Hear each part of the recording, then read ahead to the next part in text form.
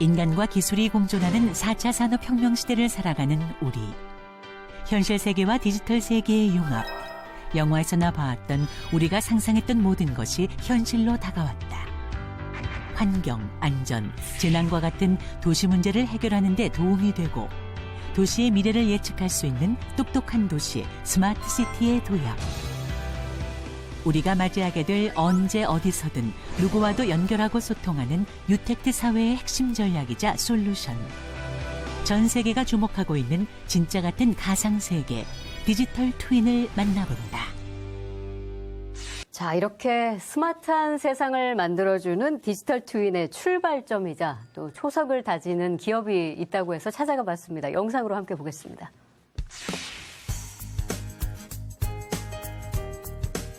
디지털 트윈의 기초가 되는 공간 정보를 구축하는 한 기업. 여느 사무실과 다를 것 없는 풍경입니다. 컴퓨터 앞에 앉아 무언가에 열중한 사람들. 이곳은 세상에 없는 지도를 만드는 곳입니다. 모든 작업을 컴퓨터로 처리하는 걸까요? 하지만 평범한 사무실 옆에 특별한 공간이 있었습니다. 책상 위, 바닥, 그리고 천장까지 모형 항공기로 가득한 이곳. 누군가의 취미인 걸까요? 그런데 바닥 한쪽에 정체를 알 수 없는 것들이 정렬되어 있습니다.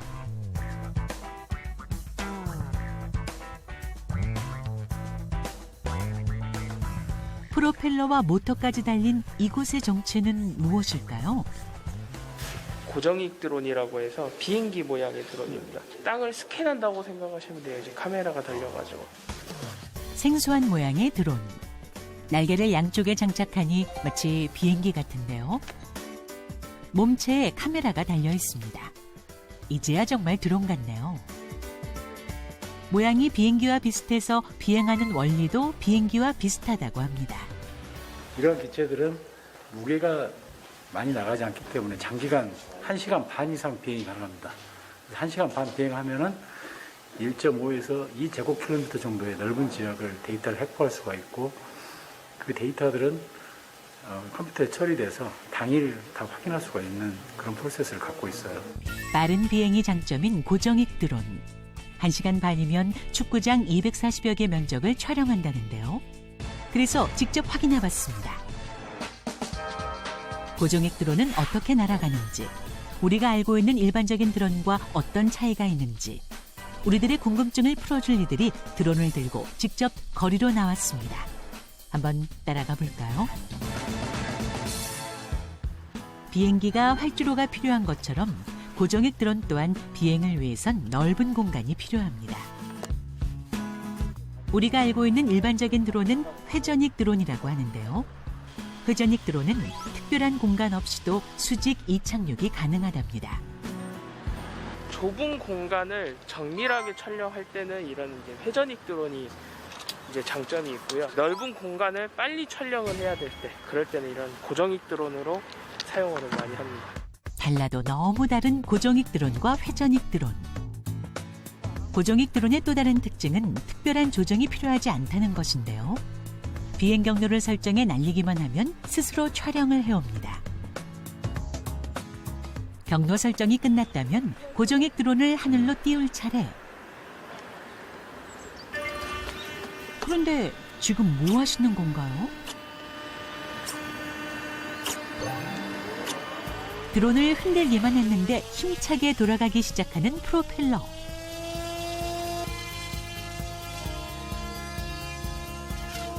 이렇게 비행하는 드론 보신 적 있으신가요?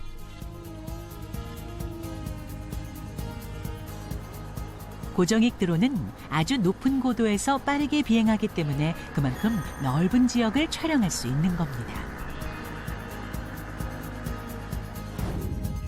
그래서 항공뷰 사진을 촬영하는데 아주 적합한 도구라고 할 수 있죠. 고정익 드론은 수직면과 45도 측면 경사각을 촬영하고 정밀 GPS 좌표 정보까지 함께 저장돼 디지털 트윈의 기초 데이터가 될 수 있습니다. 드론의 발달로 많은 것들이 편리해진 지금, 디지털 트윈의 가장 큰 장점이라고 했던 시뮬레이션, 네, 그런 부분들에 대해서 활용할 수가 있는데요. 예를 들어서 지금 제 뒤에 있는 이쪽 부분에 신축 건물이 들어설 예정인데 실제 설계나 이런 것들을 하기 위해서는 의사결정이 필요하지 않습니까? 그 의사결정을 하기 위해서 여기에다가 이제 가상의 공간에서 앞으로 들어설 여러 건축물의 형태들 여기다가 앉혀보고 돌려보고 건물의 사이즈도 결정할 수도 있고 뭐 여러 가지 일조권, 조망권, 가시권도 분석할 수가 있겠습니다. 짧은 비행 동안 수많은 정보를 얻고 돌아오는 고정익 드론. 착륙하는 모습도 평범하지 않습니다. 하지만 부서지진 않았으니 걱정하지 마세요. 이번엔 회전익 드론이 비행할 차례입니다. 대중적으로 많이 사용돼 친숙한 모습이죠. 회전익 드론은 여러 개의 프로펠러가 돌면서 나오는 힘으로 비행을 합니다. 고정익 드론에 비해 속도가 느리고 비행 시간이 짧지만 누구나 쉽게 실내에서도 조작할 수 있다는 장점이 있습니다. 그러니까 고정익 같은 경우 평면적인 거를 위에서 한 번에 찍고 나간다 하면 회전익 같은 경우는 시선물이라든가 그거를 옆면을 찍어서 같이 정합을 시키는 거죠. 그러면 그 전에 고정익에서는 옆면이 제대로 표현이 안 됐다면 회전익으로 촬영해서 나오는 옆면은 더 확실하게, 그러니까 옆면에 대한 더 확실한 정확도가 나오겠죠. 그거를 3차원으로 같이 만들어주는 겁니다. 디지털 트윈의 기초 데이터를 구축하는 드론. 그 종류와 쓰임새도 점점 다양해지고 있는데요. 앞으로 어떻게 발전될지 기대가 됩니다. 사실 드론이 디지털 트윈 DB 구축에 큰 역할을 하는데 일조를 했다라고 생각을 하고 있습니다. 일단 디지털 트윈이라고 하면 실제 눈에 보이는 건축물이나 다양한 시설들을 PC에서 볼 수 있게 하는 게 가장 중요한 역할이라고 생각이 되는데요. 여기가 지금 경동 문경인데 휴게소 뒤편에 이제 그 산사태 때문에 무너진 것을 이제 확인할 수가 있습니다. 디지털 트윈의 가장 큰 장점인 시뮬레이션. 시뮬레이션을 통해서 이 해당 위치를 이런 식으로 복구를 이렇게 진행을 할 수가 있습니다. 디지털 트윈을 통한 시뮬레이션은 자연재해로 인한 시설물 파괴, 그 후 복구에 큰 도움이 되고 있습니다. 또 회전 교차로와 같은 시설물을 설치하기 전에 어떻게 변화할지 예측해 볼 수도 있는데요. 현실 도시와 똑같은 가상 도시에 미리 시설물을 설치해 보고 그 변화를 시뮬레이션 해보는 것이죠. 디지털 트윈이나 이런 것들을 만들 때 드론이 가장 핵심적인 어떻게 보면 도구라고 할 수가 있는데, 이런 도구들은 앞으로 국산을 통해서 계속해서 기술 지원이랄지 이런 것들이 필요하다고 생각합니다. 그래서 우리가 자체적으로 갖는 기술을 확보했을 때 대외 수출도 할 수 있고요. 여러 분야에서 사용되면서 더 좋은 제품으로 국산화가 되지 않을까 싶습니다. 디지털 트윈의 기반이 되는 공간정보 데이터. 공간정보 수집의 필수적인 도구는 드론이라고 할 수 있는데요.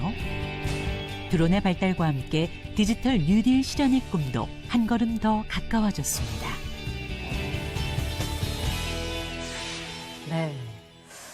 저는 좀 신세계를 접한 느낌인데, 아까 그 부분이 가장 인상적이네요. 산사태 난 지역을 드론을 통해서, 지금 현재 이런 상황이구나, 복구를 어떻게 해야 될 것인가를 미리 시뮬레이션으로 구현해보는 거, 이런 점들은 굉장히 도움을 많이 줄 수 있을 것 같은데, 또 오늘 출연해주신 이인평 교수님께서도 연구를 위해서 드론을 좀 날리신다는 걸로 제가 알고 있는데, 그 드론을 이용해서 데이터 수집할 때 좀 어떤 점에 좀 중점을 둬야 될까요?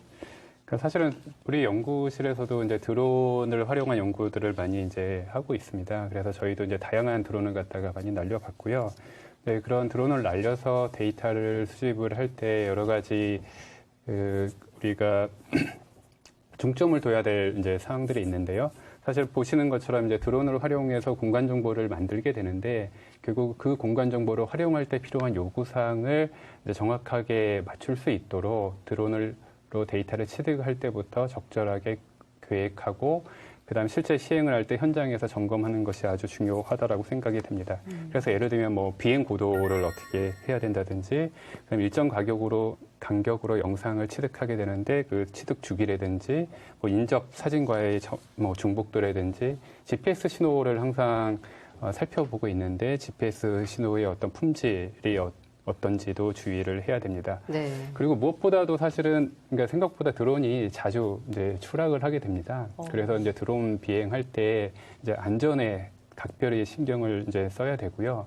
그다음에 영상 등을 아주 고해상도로 취득을 하게 되는데 어쨌든 저희 이제 개인 정보라든지 어떤 특별한 어떤 보안 정보를 갖다가 적절히 찾아서 이제 삭제해 주는 것이 반드시 필요하다고 생각됩니다. 네.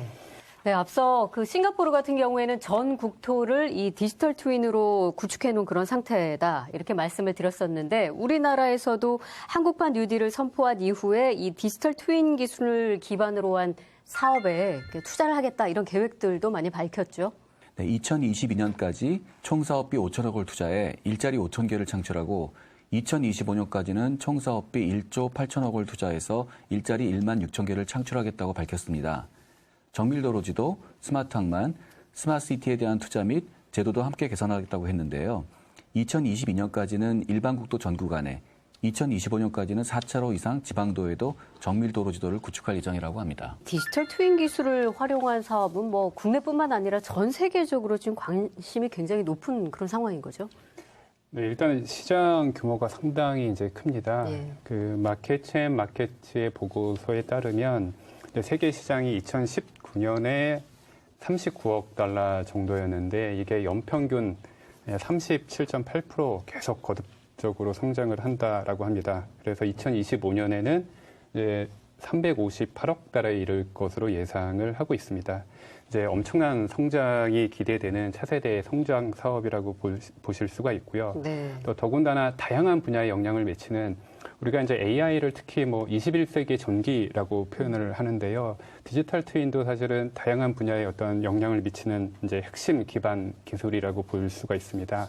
특히 ICT 강국인 우리나라가 아주 잘할 수 있는 분야라고 생각이 들고요. 그래서 국가적인 전략 산업으로 정부, 기업, 시민들이 각자 역할을 충실히 준비해서 선도해 나가야 될 것으로 생각합니다. 자, 한국판 뉴딜, 나의 뉴딜. 오늘 그 첫 번째 시간으로 전문가들과 함께 디지털 트윈에 대해서 이야기 나눠봤습니다. 꽤 어려울 수 있는 이야기였는데요. 세 분 쉽게 설명해 주셔서 고맙습니다. 네, 감사합니다. 네, 감사합니다.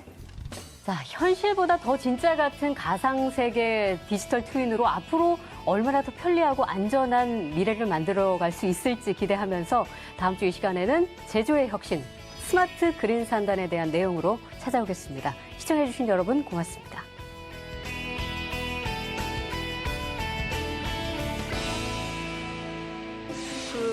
조금은 생소하지만 앞으로 이루어질 많은 어떤 기술 발전에 대해서 저를 비롯한 많은 국민들이 좀 더 쉽게 이 정책에 대해서 알아갈 수 있는 그런 계기가 될 것 같습니다. 이제 디지털 트윈은 사라질 것이다라고 말씀을 드렸는데 세상에 모든 SF 영화에 있는 것들은 구현이 됩니다. 그리고 자연스럽게 변하게 되죠.